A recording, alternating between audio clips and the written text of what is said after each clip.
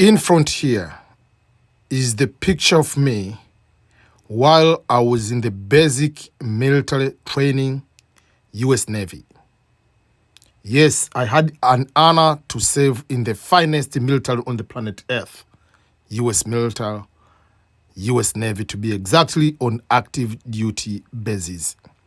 So I want to share what are the benefits of someone to serve in the U.S. military. There will be a video, or I can talk detail also if you want to join. What are the basic qualifications? And especially if you are immigrant, there are also more benefits for you. And why you as immigrant, you should take the opportunity to serve in the military. So let us start with the video. As I said, that was for me when I was in the boot camp. That was me in the deployment. That we started our deployment on the way to Hawaii from San Diego. That is me and my father-in-law. He was also in the army. This is me and Benedict. That is our ship, USS Preble. This is me we are arriving in Australia. This is my ship, USS Preble DDG-88, guided missile. This is me during the graduation. Benedict came there. Yeah. So that is a little bit about me. That is me in Japan. While I was in the military, we stayed there for a month.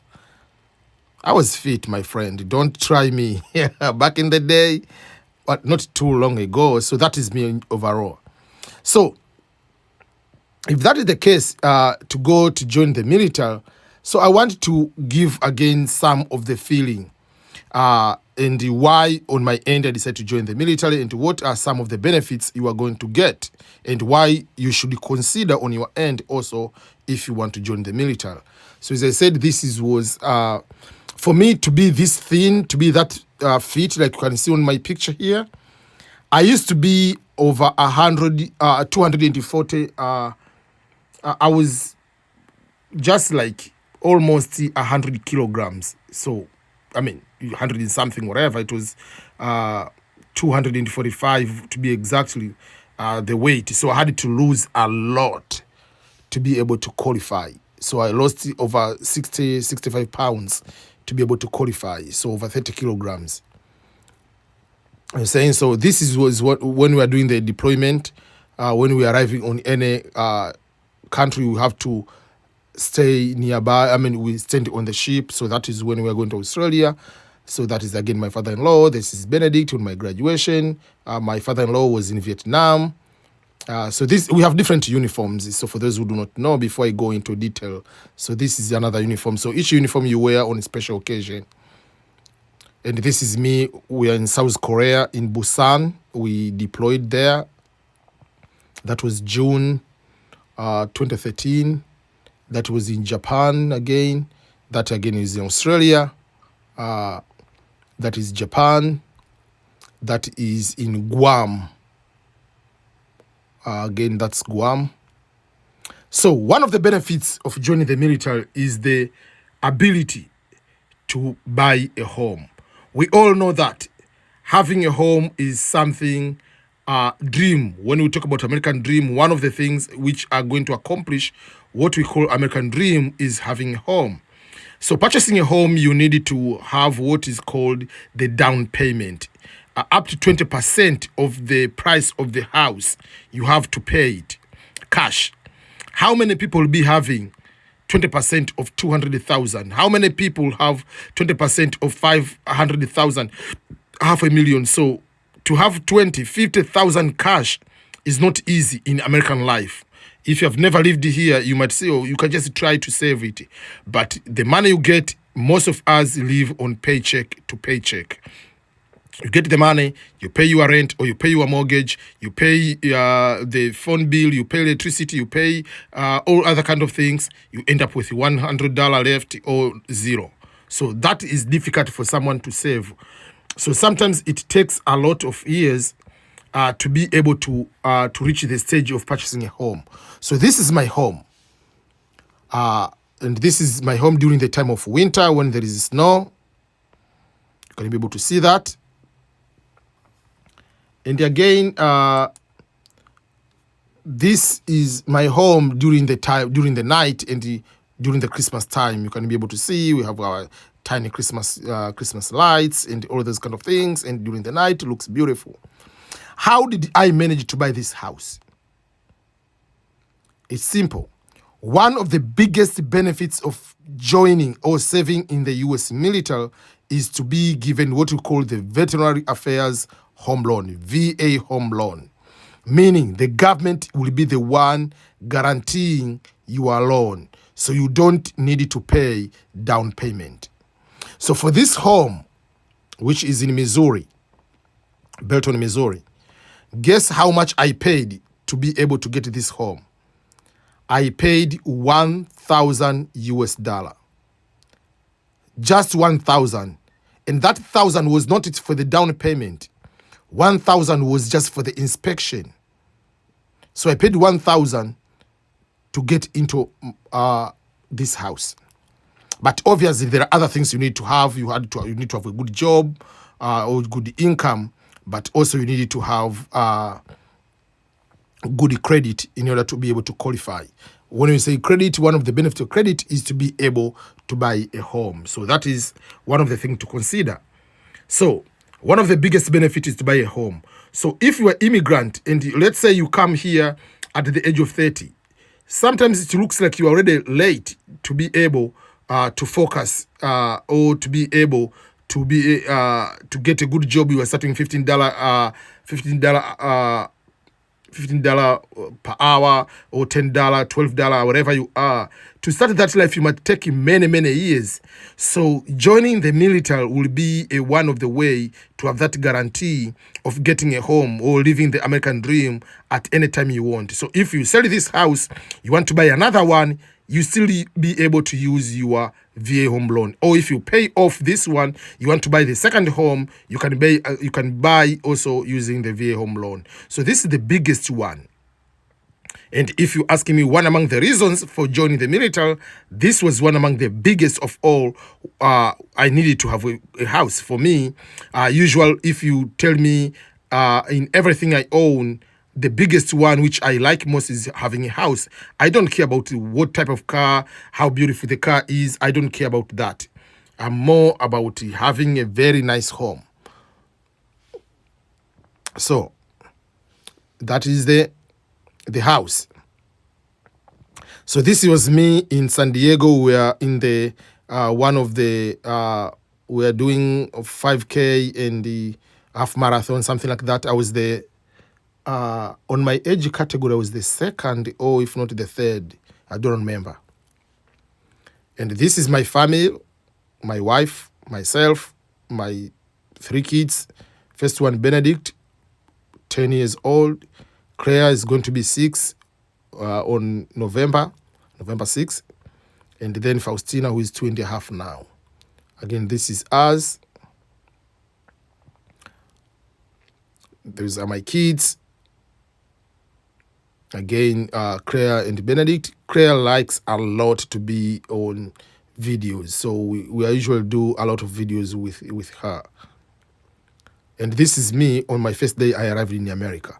So when I arrived in America, the biggest thing, obviously, I didn't come here just by accident, as I tell people. I came here believing that I will be able to succeed. I didn't know that at one point I would join the U.S. military. I didn't know that because we do not know. People don't know the benefits of being in the military. But once I came to know, man, I had my master's degree already at that time. So I had to join. The first question, apart from the benefit, let's go to the benefits first before I go to which branch and all other kind of things. So the first benefit we talk about is VA home loan. The other benefit basically is education. For those who want to do bachelor, master's, PhD, they will pay for your education and also the cost for the housing where you stay. So if depending on the zip code, you get a certain amount. So if you are high school, or you have bachelor, you want to continue with education, or you get one certain type of certification, you'll be able to do that without any extra cost. They pay, if it's tuition and fees, is not supposed to exceed 19,000, I think, per year, which most of the schools, they are not going to be, unless others you go to law school, they are not going to exceed that much. So that is another benefit, education benefits. If you stay in the military for 10 years and above, I don't remember. If you have, there are two types of, there is GI Bill and the Montgomery GI Bill, whatever. There are two different ones. One, you can transfer to your children if you have saved it for over 10 years. So the GI Bill is not, and it used to be, it can expire if you don't go to study after 15 years. But now it's called the Forever GI Bill. You can go to study at any time you want. It will never expire. Myself, I already have masters, so I used that one time to study some courses on community colleges, but I'm planning to go to take some few courses about video editing and all other few things. You can be able to do those kind of things if you want. They pay for you. So that is something, another thing to consider. Okay. Apart from education, what other things are going to be important if you save in the military? Obviously, I've already talked about the home, but also there is the issue of finding a job. If you are looking for any job in America, one of the things you'll be able to find in the application form is when they say, are you a U.S. veteran? Any job you are going to apply, it will say that way. So if the job will say that way, the priority is given to the veterans, people who sacrificed their life, who served in the U.S. military will be given a priority. So let me give you an example, and especially on the federal government jobs. If there are 100 candidates applied for a job, and they say that job minimum qualification is bachelor degree, and there are 100 people, all 100, let's say they have master's degree, and one of those, maybe let's say 101, the person has, let's say, has just a bachelor degree and is a veteran. So the veteran will be given the job despite of having people with masters or PhD. If they say minimum qualification is 2 years, and there are some people with 10 years of work experience, they are not going to care about those other people if the veteran is there. So the priority will always be on the veteran. So that is something you need to consider, that you'll be able to get very good jobs quicker than others. So that is something else you need to pay attention on that. Another thing when it comes to the benefits is the burial benefits. If you die, number one, you'll be able to be buried into if you want, you'll be buried into the VA cemetery. You can see like those one, that is a VA cemetery. You can be able to see that one. There are people talking about the burying. There is a flag, kind of that. They can be able to do the ceremony of that nature if you want. And also, the president usually issues a letter like that one. It's called the Presidential Memorial Certificate. So your family will be given a certificate from the president of that particular year. I mean, if the current president is Joe Biden, you will be able to be getting the letter from Joe Biden. For instance, this one letter is from Barack Obama. You can see his signature. The other letter is from, this one is from President Trump. So if it's Biden now, we'll be able to give, so each president will be able to write and give this letter to your family to say thank you for your service and the sacrifices you have done to our country. So those are some of the benefits you can be able to think about. But there are also some of the business loans. Veterans will be able to be given priority. Also, when you go to apply for, there are so many things in general. After even finishing as a military, you'll be able to get, there are things related to the medical, medical benefits. There are benefits while you are out. You'll be able to get those kind of benefits. Healthcare, VA healthcare will be able to continue to get that one. There are disability benefits if you have any disability. You have any service-connected disability. For myself, I have 10% of service-connected disability. So for that particular case, I get paid each month $133 until I die. So, and it will be going up depending on each year they are going to increase a certain amount. So there are the disability benefits of that nature. There are special insurance for veterans, auto insurance. There are veteran special life insurance if you die. If you want to apply, who benefits to get something. So all those are some of the benefits of the military. You can be able to get those kind of things. You can be able to get free licenses on certain kind of things. So there are so many benefits you need to make sure that you consider when you want to join. So those are benefits when you get out of the military. They will be there. But while you are inside, obviously you will be given the housing or the place to stay, depending if you are single and you are rank, you can be able to start staying. So there will be so many things, obviously, while you are there. The money-wise, benefits, dental, all those kind of things will be able to consider or to be able to be given priority. So let me go to the branches and which branch can you join. So that is depending on yourself. But people get confused when we say the military. Let me give an example. Because some other countries think that when someone says I'm in the army, they mean that I'm in the military. But here, so all branches they wear the camouflage, the uniform, depending the color will differ. But now they have the common uniform, both of us. So this is the Navy for me. So we have as branches branch. You have Navy, Air Force, and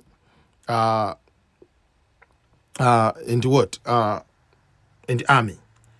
But obviously Marine is not a branch, though obviously the US Marine, they are part of the Navy, but Marines is Marine, they are there too.